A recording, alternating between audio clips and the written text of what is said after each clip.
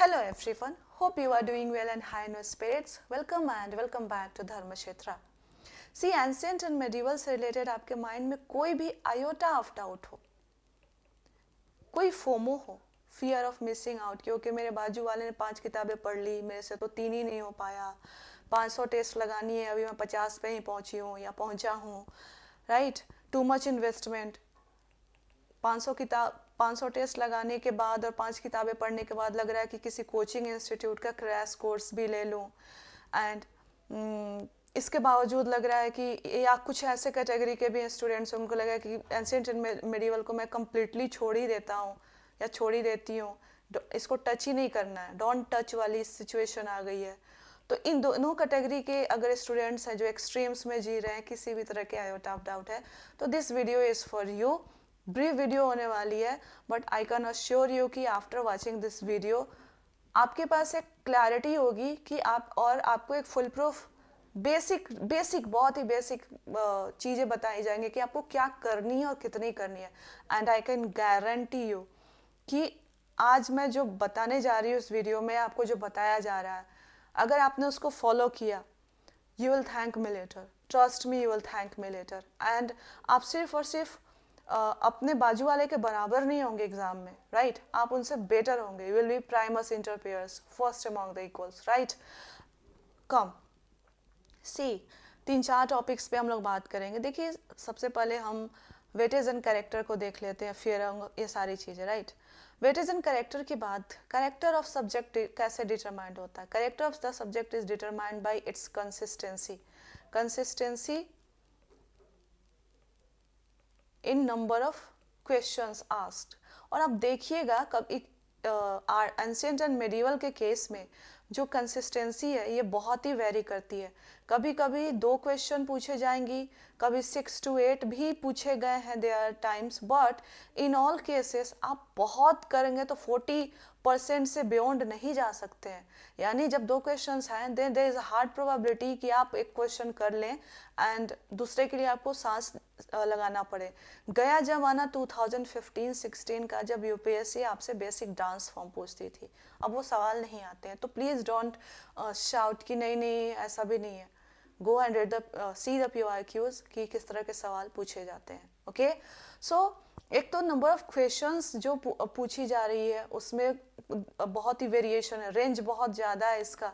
And दूसरा, इसमें भी इस क्वेश्चन जो पूछे जा रहे हैं उसमें भी आप प्रोबेबिलिटी है कि बहुत दम लगाएंगे आप तो 40% ही आप अटेम्प्ट कर सकते हैं। इस 40% अटेम्प्ट में जो सक्सेस रेशियो है सबके एफर्ट पे डिपेंड करता है। So this is the correct of your question. और जब ऐसा हमारा सब्जेक्ट है, इस सब्जेक्ट का करेक्टर ऐसा है कि रिलायबल ही नहीं है, नॉट रिलायबल, यहाँ पे तो डिस्कशन हो गया, तो आप इस पर कितना रिस्पेक्ट देंगे इस सब्जेक्ट को? How much respect this subject deserves? जैसा है वैसा। क्लियर है ये? क्लियर है ये? Are you with me? Okay, so ऐसा भी क्वेश्चन है कि क्या इसको छोड़ ही दें? बिल्कुल नहीं। अगर 4 क्वेश्चन आ रहा है और इसमें से 40% डुएबल है, यानी एक तो आप कर सकते हैं इजीली, थोड़ा सा सांस फुलाएंगे तो दूसरे पे भी जा सकते हैं, तो बिल्कुल नहीं छोड़ना है। देखिए, हमारा एग्जाम का ना एक ही अप्रोच होना चाहिए कि जो बाकी एस्पिरेंट्स कर रहे हैं वो वैसे क्वेश्चंस आपको भी करने ही हैं हर सब्जेक्ट के, चाहे एंशिएंट एंड मेडिवल हो गए, चाहे पॉलिटी जैसे सब्जेक्ट हो गए। जो क्वेश्चंस बाकी एस्पिरेंट्स कर रहे हैं आपको करने ही हैं और करेक्ट करने हैं। अगर आप उन क्वेश्चंस को स्किप करते हैं या फिर रॉन्ग कर देते हैं, आप रेस से बाहर हैं। तो सिमिलरली एंशिएंट एंड मेडिवल को इतना ही, just minute, ancient and medieval को इतना ही रिस्पेक्ट देना है कि आप अगर इससे एक दो इजी क्वेश्चन आता है तो जो सब बना रहे, आप उस पोजीशन में रहे कि अगर इस तरह के क्वेश्चंस आते हैं जो इजी हैं तो आप भी बनाएं। अदरवाइज अगर डिफिकल्ट सवाल आते हैं तो सबके लिए डिफिकल्ट है, फिर आपको पैनिक होने की आवश्यकता ही नहीं। यू नो कि मैंने इतना जो पढ़ा है ये डिफ़िकल्ट सवाल है, और डिफ़िकल्टी कैसे डिसाइड होती है? आप PYQs जब देख करके जाते हैं और जो इम्पोर्टेंट एरियाज़ हैं उनको पढ़ के जाते हैं, उसके बाद भी अगर क्वेश्चन उनके बियॉन्ड आया, देन इट इज़ डिफ़िकल्ट, और डिफ़िकल्ट है और आपको नहीं आ रहा है, एंड आपको इतनी क्लैरिटी अपने तैयारी के बारे में, देन यू नो कि अगर मुझे नहीं आ रहा तो किसी को नहीं आ रहा होगा, मोस्ट ऑफ द पीपल को नहीं आ रहा होगा, आप बिल्कुल स्ट्रेस फ्री रहेंगे। क्लियर है ये? सो वेटेज एंड करेक्टर हमने देख लिया कि भाई ये कोई ऐसा सब्जेक्ट नहीं है जो कि मेरिट डिसाइड करने में बहुत कंट्रीब्यूट करता हो, बट ऐसा भी नहीं है कि इसको बिल्कुल छोड़ दें। क्लियर है ये? हम इसको उतना ही करके चलेंगे जितने में कि मेरे बाकी फेलो एस्पिरेंट्स जितना जो करेक्ट अटेम्प्ट कर रहे हैं मुझे भी उतना करना है। नाउ सी देयर आर, एक तो टू मेनी सोर्सेस हैं, और सिमिलरली उसके पहले मार्केट में फोमो मचा दिया जाता है। मतलब कि सम पीपल विल से कि एंशिएंट एंड मेडिवल को आपको 50% रिस्पेक्ट देना चाहिए। एंशिएंट एंड मेडिवल को उतना ही रिस्पेक्ट देना चाहिए जितना आप polity, geography, economy, modern history को देते हैं। कम ऑन मैन, यहाँ पे प्रेडिक्टिबिलिटी है, कंसिस्टेंसी है कि इतने बेयर मिनिमम इतने सवाल तो आएंगे ही आएंगे, right? Bare minimum 10 questions will come. And अगर आपके सोर्सेज भी ऑलमोस्ट डिफाइंड है और वहाँ से आप 70 to 80% की एक्यूरेसी और अटेम्प्ट रेशियो भी डिटरमाइन कर सकते हो। तो आपसे अगर कोई ये कहता है कि एंशिएंट एंड मेडिवल को उतना ही रिस्पेक्ट दो जितना आप अपने इन कोर पिलर्स को देते हो, तो that person is fooling you basically, right? Secondly, there are lot of aspirants who run after environment, और वो बिना एटलीस्ट जो फ्रेशर्स हैं एंड वो PYQ नहीं देखते हैं। वाई? बिकॉज PYQ देखेंगे तो उनको समझ में आएगा कि भाई ये आप PT 365 most of the people read for current affair, PT पढ़ के जाइए, स्टैटिक करके जाइए, आप टेस्ट लगा के जाइए, still there will be questions, और मेजोरिटी ऑफ द क्वेश्चंस होंगे जो पता ही नहीं चलेगा कि कहाँ से आया है। दे आर आउट ऑफ, मतलब नेक्स्ट यूनिवर्स से UPSC पूछती है। सो ऐसे क्वेश्चंस, ऐसे सब्जेक्ट्स के पीछे क्यों भागना? Of course I am not saying कि environment is not important, but जहाँ से सर्टेनिटी है, जहाँ से क्लैरिटी है, focus on that area. Similarly goes for ancient and medieval. At least in case of environment you are getting number of questions, right? Doable और not, that is a different thing. Ancient and medieval में तो question ही नहीं पूछे जाते हैं। Then I कम, अब ऐसे situation में मैं आऊँ और कहूँ कि you should give equal respect to ancient and medieval history as much as you give to modern India. मैं आपको बेवकूफ़ बना रही हूँ और कुछ नहीं कर रही हूँ, और I am making full of my self. Okay, so FOMO में नहीं रहना है। You should be very clear. आपको, आप जिनको भी सुनते हैं, अगर लगे कि नहीं, थोड़ा सा ना सबके सवाल, सबकी बातों को ना थोड़ा सा डाउट के साथ, एक पिंच ऑफ सॉल्ट बोलते हैं ना, पिंच ऑफ डाउट के साथ लिया कीजिए। बिल्कुल ब्लाइंड ट्रस्ट, ब्लाइंड फेथ नहीं करना है। Why should I read for you? You should read, you should put your mind, क्योंकि आपकी माइंड फिर डेवलप ही नहीं होगी। पढ़ने की जब तक कैपेबिलिटी नहीं होगी आपके माइंड को, फिर आप how you will digest those things, right? तो नाउ कम, फोमो में मत रहिए। You know the character of this paper. Now come to many sources. Of course there are old NCERTs, for ancient के लिए अलग है, मेडिवल के लिए अलग है। There are new NCERTs, again ये भी एंशिएंट के लिए अलग है, मेडिवल के लिए अलग है, मॉडर्न के लिए अलग है। There is red book, yellow book, now blue book, etcetera etcetera. There is Nitin Singhania, again बहुत थिक बुक है ये। इसके अलावा there is art and architecture की NCERT है, बहुत ब्ला ब्ला ब्ला है। अब इतना सारा, अब देखिए ना, इतना तो आप करते ही हैं, मैक्सिमम एस्पिरेंट इतना तो बेयर मिनिमम का, इतना करे ना करे, वो इतना करने के स्ट्रेस में तो जीता ही है, और इसका रिजल्ट होता है कोई एक भी बुक सही से नहीं पढ़ पाता है, लेकिन इतना वो करता जरूर है। और ऐसा नहीं है कि, देखिए कोई भी, ये आप ओल्ड NCERT उठा के देखिए, they are very technical, okay? और इतनी टेक्निकल हैं कि वो कोई नोवेल नहीं है कि एक बार पढ़ लिया, मज़ा आ रहा है, माइंड एब्जॉर्ब कर रहा है, इन्वॉल्व हो रहा है। नहीं, you have to read them multiple times पढ़ने के बाद थोड़ा सेंस बनेगा, then you have to make your notes, तभी कुछ हो पाएगा। Similarly goes for Nitin Singhania. ठीक है, एक जगह कंपाइलेशन है, but these are facts only, so you have to read and read them. आपको नितिन के भी नोट्स बनाने होंगे, इधर यू मार्क देम और जो भी है, बट नोट्स क्या होते हैं कि एक ऑर्गेनाइज्ड पैटर्न में कंटेंट होता है जो माइंड बार बार उस पर फोकस करता है। अगर आप अपने बुक में भी ऑर्गेनाइज्ड वे में हाईलाइट कर लेते हो, then that is also easy for your revision, okay, so ये सारे इश्यूज हमने हाईलाइट कर दिए, but the last question is, हाँ एक तो मैं भूल ही गई, इसके अलावा ये जो सोर्सेस है ना, जस्ट अ मिनट, इसके अलावा आप कुछ 50-500 टेस्ट लगाएंगे और उसमें से भी जो टेस्ट का सॉल्यूशन होगा वो भी मेमोराइज करने का टारगेट होता है कि ये भी रट के जाऊंगा मैं। एंड जो एस्पिरेंट अगर सही से माइंडसेट से हो भी ना, उसके आजू बाजू में इतना हाइप होता है ना कि वो बेचारे को फोमो क्यों नहीं आएगा। अब किसी टेस्ट सीरीज में कहीं आउट ऑफ द यूनिवर्स से एक सवाल आ गया, टेस्ट सीरीज वालों का काम ही है डिफिकल्ट सवाल बनाना, है ना, वो आपके माइंड को ऐसे डिफिकल्ट सवाल के लिए ट्रेन कर रहा है। बट कहीं उन्होंने नहीं कहा कि क्वेश्चन एग्जैक्टली पूछा जाएगा ना, कुछ दिनों के बाद तो लोग गेस करना शुरू कर देते हैं दैट ये क्वेश्चन आएगा। Come on man, you are writing UPSC, ठीक है बहुत सारे अभी न्यूज़ आ रहे हैं धोखाधड़ी के और फ्रॉड के, but still it is a big exam, difficult exam है ये, बड़ा एग्जाम होना हो डिफिकल्ट तो है, ये तो आप मानते हो, इजंट इट। तो इन सब चीज़ों में ना पढ़िए। नाउ कम लास्टली कि एग्जैक्टली व्हाट टू डू। ठीक है, इतने सोर्सेस हैं plus test, exactly what to do, इन सबको गोली मारना है। अगर आप मुझे सुन रहे हैं, और प्लीज़ ट्रस्ट मी, मैं जो भी कहूँगी अभी पूरी जिम्मेदारी के साथ कहूँगी। The first thing you need to do is, आपने सुना होगा तमिलनाडु एनसीईआरटी के बारे में, बहुत पतली सी किताब है ये, और जो फॉन्ट साइज़ है वो भी बहुत बड़ा बड़ा है, कंटेंट बहुत डेंस नहीं है, बहुत ज़्यादा कंटेंट नहीं है, बस यूँ समझ लीजिए कि इसमें जो भी कंटेंट है ना वो आप ही के लिए, ऐसा लगता है कि आप ही के लिए बनाया गया हो।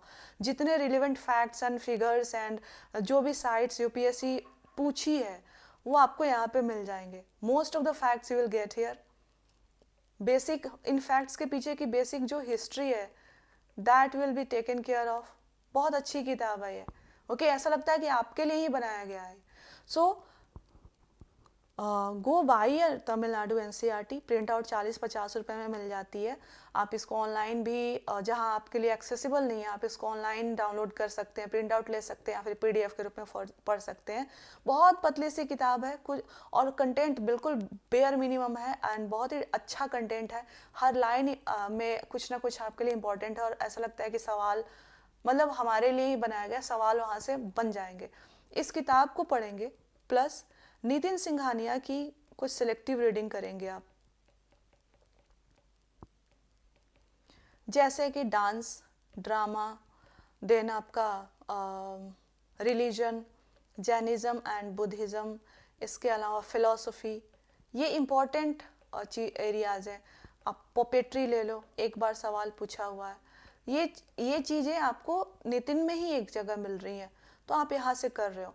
बट क्या नितिन सिंघानिया की इतनी मोटी किताब को line by line, cover by cover पढ़ना है? बिल्कुल नहीं पढ़ना है।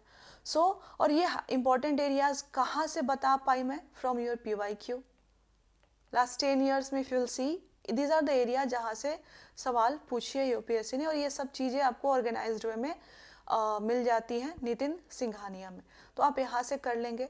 इसके अलावा आर्किटेक्चर,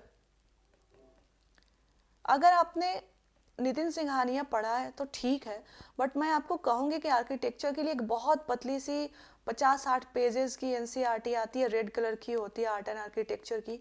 रीड दैट। उसमें फर्स्ट चैप्टर तो ऐसे भी प्री हिस्ट्री का है, कुछ ज़्यादा इंपॉर्टेंट नहीं है। See why I am saying this कि आर्किटेक्चर के लिए आप एनसीईआरटी पढ़ो, बहुत पतली सी रेड कलर की एनसीईआरटी, बिकॉज यहाँ पे ना आपको ऐसे इमेजेस मिलेंगे बहुत सारे हर पेज पे, और नीचे उस इमेज का डिस्क्रिप्शन होगा, क्योंकि ये पद्मा पानी बोधिसत्व का है। ये जो ये मतलब मेडिवल की फुलकरी हो गई, जाली वर्क हो गई। अब यहाँ पे जब आप पढ़ेंगे ना, इवन आप पेजेस भी पलटेंगे ना, और जब रिवीजन के टाइम इमेजेस का डिस्क्रिप्शन पढ़ लेंगे आपकी, जैसे कि यूपीएससी ने पूछा था कि पद्मपानी बोधिसत्व कहाँ पे ये इलस्ट्रेटेड है, उन्होंने एलोरा ऑप्शन में दिया था, अजंता केव दिया था, एक्सेट्रा एक्सेट्रा। तो जब आप इमेजेस का डिस्क्रिप्शन भी पढ़ेंगे ना, तो पद्मपानी बोधिसत्व और लिखा हुआ है, तो यहीं से आपको सवाल बन जाएगा। तो दीज आर द थिंग्स, बस आपको इतना ही करना है। एंशियंट एंड मेडिवल के लिए, इसके बियॉन्ड नहीं करना है। और ये जो मैं रेड कलर की एनसीईआरटी की बात कर रही हूँ, जिसको मैं यहाँ पर डिस्क्राइब कर रही हूँ, इसमें आपको एंशियंट एंड मेडिवल, एंशियंट से लेकर के मेडिवल तक के आपको आर्किटेक्चर मिल जाएंगे इकट्ठे, कैसे इवॉल्व हुआ वो सारा हो जाएगा। तमिलनाडु की एनसीईआरटी आपको बेसिकली पूरी हिस्टोरिकल एस्पेक्ट दे देगी, यहाँ पे भी आपको आर्किटेक्चर के एस्पेक्ट डील करने के लिए मिल जाएगा। और बाकी नितिन सिंघानिया में 5-6 चैप्टर आपको पढ़ने हैं, चाहे आप उसके नोट्स बनाइए या फिर वहीं पे मार्क करके पढ़िए, इससे ज़्यादा आपको कुछ नहीं करना है। अगर आपको टेस्ट सीरीज में प्लीज़, शायद ये थोड़ा सा ये हो गया होगा बट मतलब haphazard, but this is the bare minimum you have to required, और इससे ज़्यादा करना नहीं है, this is the bare maximum actually, इतना करिए।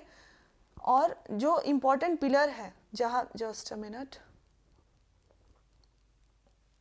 यस, जो इम्पोर्टेंट पिलर्स हैं आपके, इनके अलावा उन पिलर्स पे यहाँ से अपने टाइम सेव किया, और जो इम्पोर्टेंट पिलर हो गई, मॉडर्न हिस्ट्री हो गई, इकोनॉमी हो गई, जियोग्राफी में कंसेप्ट पे काम कीजिए, पॉलिटी में कंसेप्ट पे काम कीजिए, इकोनॉमी के फंडामेंटल स्ट्रॉन्ग कीजिए, राइट। इन्वायरमेंट के बेसिक्स आप जो स्टैटिक है वो कन्वर्ट कर लीजिए, प्लस पीटी को अच्छे से पढ़ लीजिए, ताकि जो अच्छे कंसेप्ट्स, देखिए this exam is all about concepts, okay, concepts अगर आपका क्लियर है तो एग्जाम नहीं रुकेगा। तो वो पिलर्स जहाँ पे सर्टेनिटी, और जहाँ से ये एरियाज है जो आपके कट ऑफ डिसाइड करती है, और एग्जाम में निकलेगा कि नहीं निकलेगा डिसाइड करती है, ठीक है। तो आपको एग्जैक्टली क्या करना है, आपको तमिलनाडु की एनसीईआरटी पढ़नी है, plus selective reading of Nitin Singhania, plus 40-50 पन्ने की मुश्किल से वो किताब है, रेड कलर की होती है, आर्ट एंड आर्किटेक्चर की एनसीईआरटी बेसिकली है। आप इसको पढ़ लेंगे। फर्स्ट चैप्टर तो ऐसे भी इसमें प्री हिस्टोरिक पीरियड का है, कुछ इंपॉर्टेंट है नहीं, ओके। इसमें आपको यही 3 चीज़ें आपको पढ़नी है, इसके बियॉन्ड आपको कुछ नहीं करना है। टेस्ट सीरीज में अगर कुछ लगता है कि एकदम नोवेल चीज़ है तो आप उसको नोट डाउन कर लीजिए, plus but don't sit and कि मैं टेस्ट को रटूंगा या रटूंगी, ये आप अपने लिए डिजास्टर क्रिएट कर रहे हैं। This is the maximum thing you आपको रिक्वायर्ड है करने की, इसको बियॉन्ड कुछ नहीं जाना है। इतना अगर आप कर लेते हैं तो एग्ज़ाम में यकीन मानिए आप उस पोजीशन में रहेंगे कि वो ऐसे क्वेश्चन जो सारे एस्पिरेंट्स कर रहे हैं आप उनको भी करेंगे, और इसको अगर आप सही से कर लेते हैं, इस चीज़ को आप सही से कर लेते हैं, तो यकीन मानिए आप वहाँ उस पोजीशन में भी रहेंगे कि आपके आजू बाजू वाले से आप ज़्यादा अच्छे से परफॉर्म कर पाएँ, अगर आपने इन तीनों को सही से कर लिया तो। नितिन सिंघानिया की आपको सेलेक्टिव रीडिंग करनी है, चैप्टर्स बताए गए हैं। आर्ट एंड आर्किटेक्चर में आपको बता दिया गया क्यों इम्पॉर्टेंट है। तमिलनाडु की एनसीईआरटी को आप चाहें तो कवर बाय कवर पढ़ सकते हैं, इसको भी आपको कवर बाय कवर पढ़ने की आवश्यकता नहीं, एटलीस्ट इन एंशिएंट पार्ट, क्योंकि आपको पता है कि एग्जैक्टली किस एरिया से सवाल पूछे जा रहे हैं। So go to PYQs, see them, डरिए नहीं। देखिए PYQ से जब तक आप डरते रहेंगे आपका एग्जाम नहीं निकलेगा, ये बहुत हार्श रियलिटी है बट ये ट्रूथ है। तो PYQs देखते जाइए और पढ़ते जाइए। आर्ट एंशिएंट एंड मेडिवल कोई सब्जेक्ट नहीं है कि बहुत ज़्यादा उस पर एफर्ट देना है, बट ऐसा भी सब्जेक्ट नहीं है जिसको बिल्कुल छोड़ देना है। हर इस एग्ज़ाम का एक ही उसूल है कि जो क्वेश्चंस सारे एस्पिरेंट्स कर रहे हैं आपको वो करना ही है और सही करना है। अगर उन क्वेश्चंस को आप छोड़ रहे हैं या फिर उन क्वेश्चंस को आप गलत कर रहे हैं तो आप रेस से बाहर होंगे। सो अपने आप को उतना पढ़ना है, उस लायक बनाना है कि एवरेज जहाँ पे स्टूडेंट्स लाई करें आप भी वहीं पे खड़े मिले, ताकि क्योंकि आपको पता है कि कट ऑफ जो है जहाँ पे मोस्ट ऑफ द स्टूडेंट्स यानी एवरेज स्टूडेंट्स जहाँ पे मेजोरिटी नंबर में खड़े होते हैं वहीं पे कट ऑफ बनती है। तो hope this is clear to you. आपको फोमो में नहीं रहना है, डोंट टॉक टू बुलशिट्स ना सुनिए ना बोलिए किसी को फालतू का मतलब ऐसी बातें ना बोलिए कि एक टेस्ट सीरीज में ये सवाल आ गया है और वो पूछा जाने वाला है। ऐसी बातों से जो बिगिनर्स हैं या फिर जो ऑलरेडी एंग्सियस हैं, जो इनसिक्योर हैं, देखिए सामने वाले के मन में क्या चल रहा है अपने आपको नहीं पता। हो सकता है कि आप एक सिक्योर पोजीशन में होंगे कि ठीक है घर से सपोर्ट है या फिर इसके बाद ये कर लूँगा या फिर कुछ भी, बट बहुत ऐसा इस तैयारी करने वाला जत्थे का एक बहुत बड़ा ऐसा तबका होगा जो इनसिक्योरिटी में जी रहा होगा किसी ना किसी तरह से। कोई एंग्सियस हो रहा होगा, किसी के लास्ट अटेम्प्ट होंगे, किसी की फैमिली सपोर्ट नहीं होगी, बहुत 50 तरह की परेशानियां होती है। तो अपने वर्ड्स से आप उनकी परेशानियां ना बढ़ाएं और ना ही अपनी परेशानियों को किसी और की वजह से बढ़ने दें। सो अपनी तैयारी को बिल्कुल एक सटीक डायरेक्शन दें। फोकस्ड, मिनिमलिस्ट, आपको बिल्कुल फोकस्ड वे में, मिनिमलिस्ट वे में पढ़ना है और आपको अपना आउटपुट लेके जाना है, एग्ज़ाम क्वालिफाई करना। आपको एंसेंट एंड मेडिवल में 500 किताबें पढ़ के पीएचडी नहीं करनी है। अगर आप इस स्ट्रेटजी को फॉलो करते हैं तो प्लीज़ आप किसी और की फिर बात मत सुनिए कि हाँ कोई कह रहा है, कह रहे मैं न्यू एनसीईआरटी में पढ़ रहा हूँ, मैं ये कर रहा हूँ, वो कर रहा हूँ। Don't listen. See, new NCERT को मैं एड्रेस करना भूल गई। देखिए, न्यू एनसीईआरटी से सवाल जो भी ऐसा लगता है कि अच्छा ये सवाल है जिसको हम न्यू एनसीईआरटी अगर पढ़े होते तो टैकल कर सकते, उसमें आप देखिएगा कि न्यू एनसीईआरटी में ना ऐसे बॉक्स होते हैं, बॉक्स में कुछ मटेरियल दिया होता है, राइट।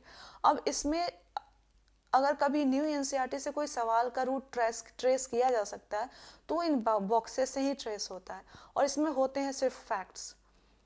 तो आप बहुत, आपको अगर लगता है कि मुझे इतना से नहीं सेटिस्फाई है, मुझे न्यू भी करना है, तो आप न्यू एनसीईआरटी का पीडीएफ डाउनलोड कर लीजिए और सिर्फ एंशिएंट एंड मेडिवल का, don't go for modern, ancient and medieval का कर लिया और हर चैप्टर के बॉक्स में जाकर के एक बार पढ़ लीजिए और जो भी की मटेरियल मिले आपको उसको हाईलाइट कर दीजिए। और दोबारा जब आप उसको जाएंगे पढ़, सिर्फ बॉक्स पढ़ेंगे और पहली बार में सिर्फ बॉक्स पढ़ेंगे और दूसरी तीसरी बार में उस बॉक्स में जो हाईलाइटेड कंटेंट है वहीं पढ़ेंगे, उसके बियॉन्ड आप कुछ नहीं पढ़ेंगे। देखिए, एंशिएंट एंड मेडिवल से आपका एग्जाम नहीं निकलेगा, आपका एग्जाम जो मेजर पिलर है उसी से निकलेगा, polity, economy, modern India, geography के see it's all about concepts. But इस सब्जेक्ट पे पीएचडी नहीं करनी है, आप इतना भी करके जाएंगे, ये वाला पोर्शन ये सफिशिएंट है आपके लिए। किसी को बहुत लगता है कि नहीं मेरे सारे पोर्शन क्लियर हैं, तो न्यू एनसीईआरटी में वो बॉक्स मटेरियल देख सकता है, इसके बियॉन्ड आप कुछ ना देखें।